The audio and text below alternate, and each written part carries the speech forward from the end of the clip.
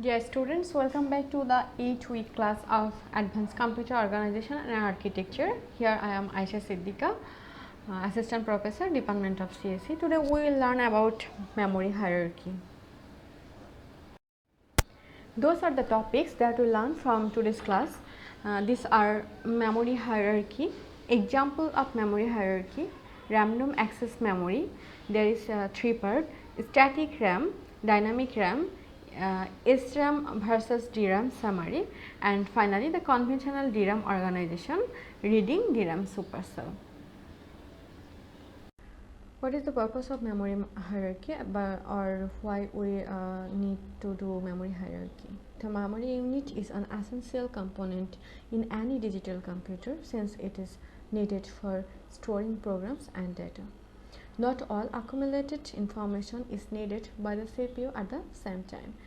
So it is more economical to use low-cost storage devices to serve as a backup for storing the information that is not currently used by CPU. Here is a graph since 1980 to 2010. That is the CPU has outplaced DRAM. So if you follow, you can see that there is a gap between memory and processor. Memory is increasing the quality day by day, and it will be faster, but processor is more faster than memory, and here is the 50% gap between the increasing or updating between processor and memory. An example of memory hierarchy. Here the memory is categorized into 6 levels, that means level 0 to level 5. At the top level is register, then on-chip cache, and then off-chip cache. On-chip cache and off-chip cache is a deviation of SRAM.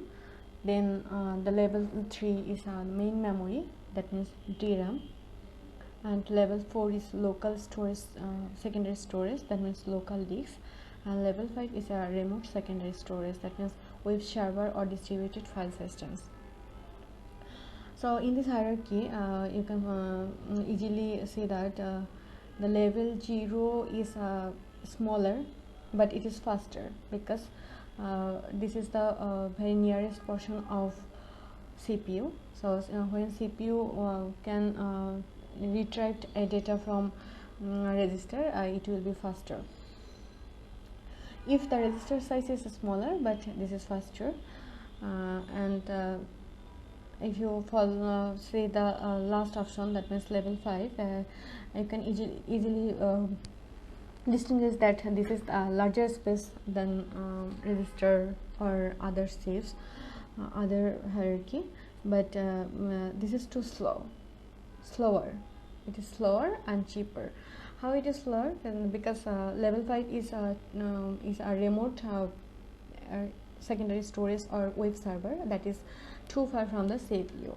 So if data is retrieved CPU that is absent in register, on chip cache, off chip cache, main memory, and local disk storage, then it will be retrieved from the data from the remote secondary storage. So this is larger size but slower and cheaper. Random access memory, that means RAM. The key features of RAM is RAM is packaged as a sieve. Basic storage unit is a cell, 1 bit per cell, and multiple RAM chips from a memory. So random access memory is two types: static RAM and dynamic RAM, that means SRAM and DRAM. SRAM. In SRAM, each cell storage bit with a 6-transistor circuit retains value indefinitely as long as it is kept powered, relatively insensitive to disturbances such as electrical noise, faster and more expensive than DRAM. On the other hand, each cell storage bit with a capacitor and a transistor for DRAM. Value must be refreshed every 10 to 100 millisecond, sensitive to disturbance and slower but cheaper than SRAM. Here is the table for the summary about SRAM versus DRAM. Please take a look and try to understand. Now let's know about the organization of DRAM, how DRAM is organized.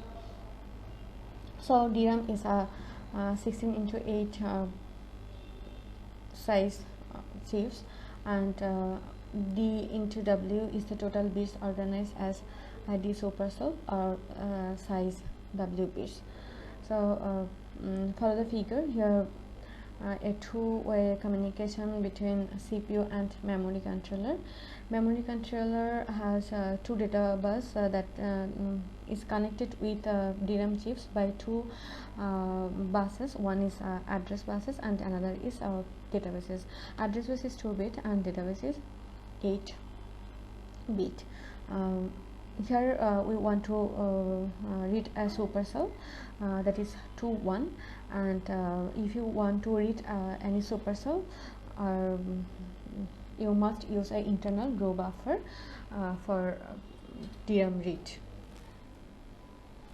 CPU can reading a DRAM supercell by using two steps. The first step is row access. Here use a row access stroke for selected row. So if you we want to read the supercell 2-1, that's why the row access stroke select the row 2, and row 2 copied from DRAM array to row buffer. In the second step of reading DRAM supercell, we must use a column access stroke cache for select the column. Here if we want to read the column 1, so that column access stroke select column 1, and supercell 2-1 copied from buffer to data lines and eventually back to the CPU through the data bus. That's all for today. Thank you. Stay safe and stay tuned for the next class.